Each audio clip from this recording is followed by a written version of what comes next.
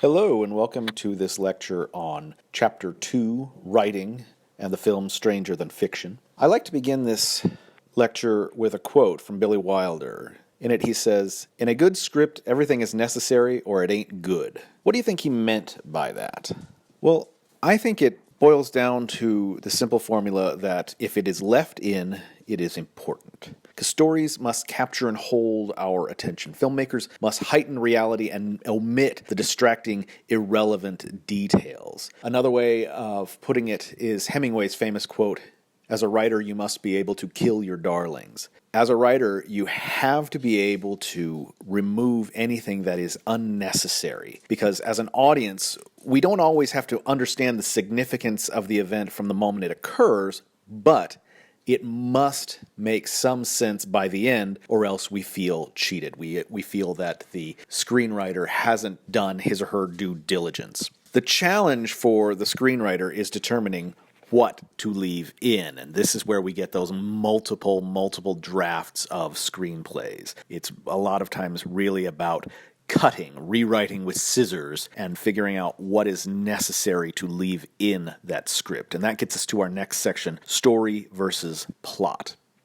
So the basic difference between story and plot, story encompasses, at least for our purposes, the difference between story and plot is that story encompasses the entire fictional world, whereas plot, we're really talking about only the scenes dramatized by the screenwriter. So as a screenwriter telling a story, we have an entire story world with which to pull events, and depending on which character we are following, which story we want to focus on as the main story, etc., that is going to determine which events we are going to dramatize, which events we are only going to allude to, and which events in the story are really not depicted. This leads us to the next portion of our discussion, the three major phases in writing a film. The three major phases are pre-production, production, and post-production, and the story itself is going to be rewritten multiple times in each of these. So the pre-production phase is really the development of the project. This is where the screenplay gets written many times. Rewrites are asked for by the producers, the director, sometimes the major actors, etc.,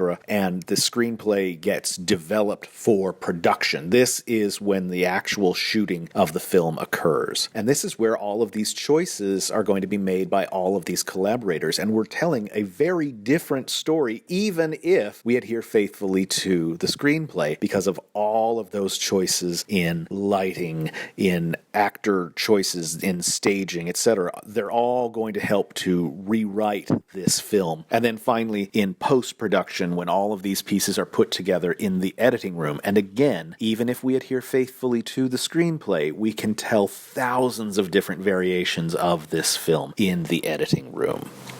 Everything can change drastically.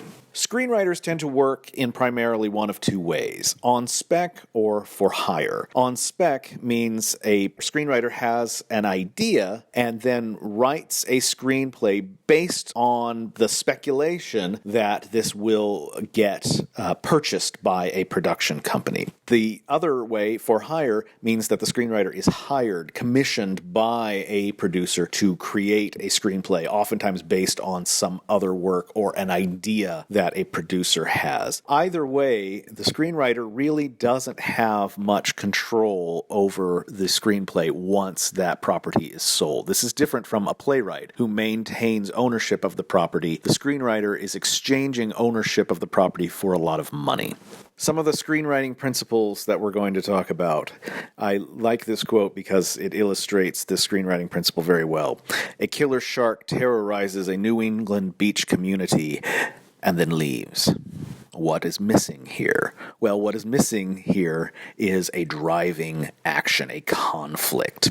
Dramatic conflict. Conflict is the essence of drama. It consists of characters who want something. They're motivated to achieve a goal. And this action to achieve the goal must be met with adversity. This is where we have the obstacle to that goal. Then the struggle to overcome those obstacles fuels that dramatic action. And this is how that screenplay gets that forward momentum. If the struggle is too easy or it simply resolves itself, then we as the audience don't care.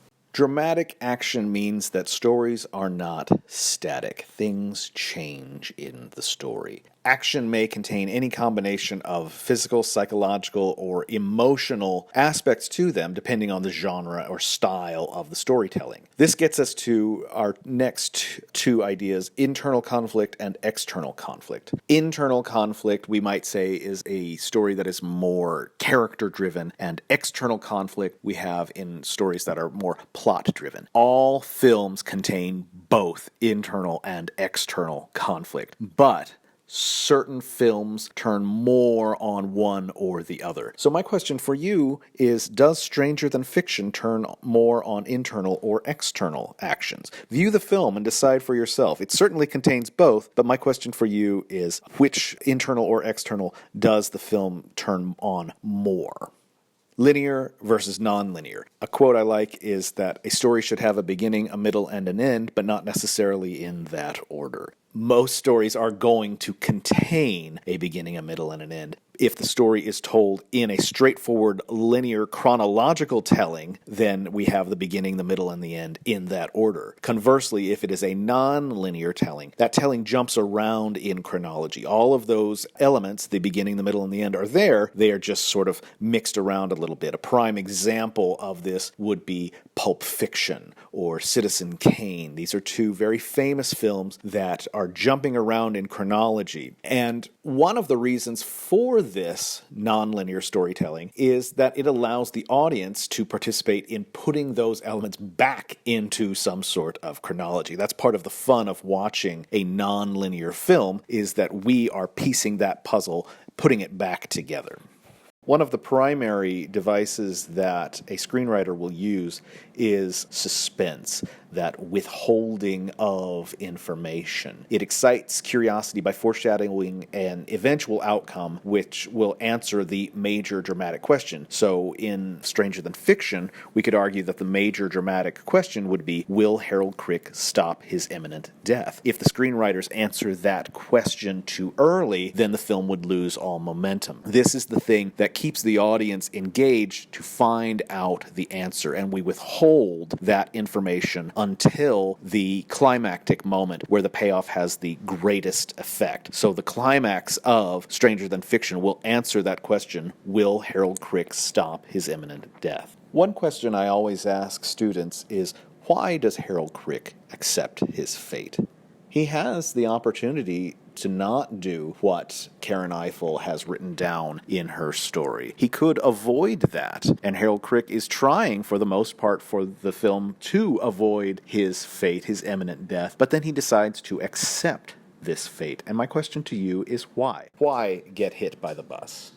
Most art incorporates symbolism in some way, shape, or form. It's a stand-in for something else. They often stimulate, trigger, or arouse previously associated ideas in the mind of the viewer. They're very powerful, and they are charged through repetition. So let's look at some of the repeated images in Stranger Than Fiction. We've got the green apple, the boy on the bike, the repeated shapes of circles and rectangles, Harold Crick's watch. All of these things are repeated shapes, images throughout the film that, over the course of the film, generate a lot of meaning. We don't necessarily understand their significance as they're occurring, but through repetition, they gain more and more meaning.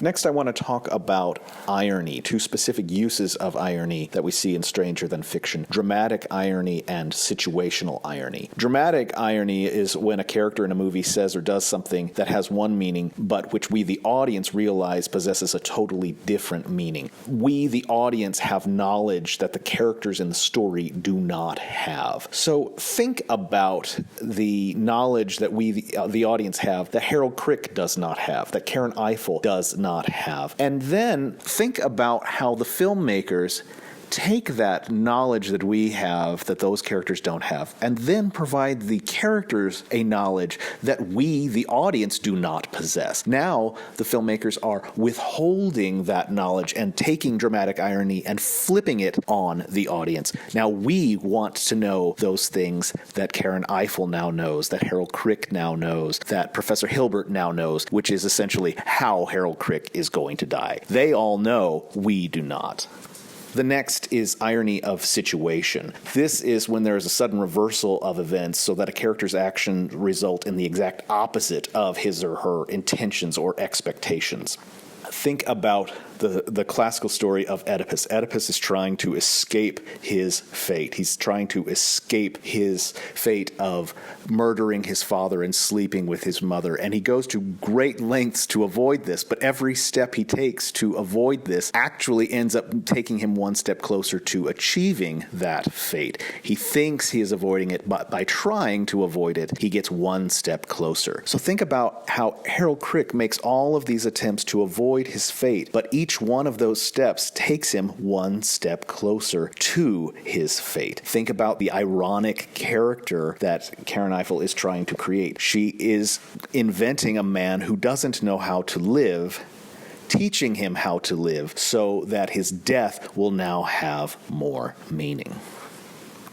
Lastly, I want you to think about the significance of the title. Usually we understand the significance of the title only after we've viewed the entire film. Oftentimes it has multiple meanings, and the meanings are different or deeper once we start to reflect on those. So think about what is suggested by the title, Stranger Than Fiction, and think about the meaning that this title has once the film is over, the multiple meanings that this has after the end of the film.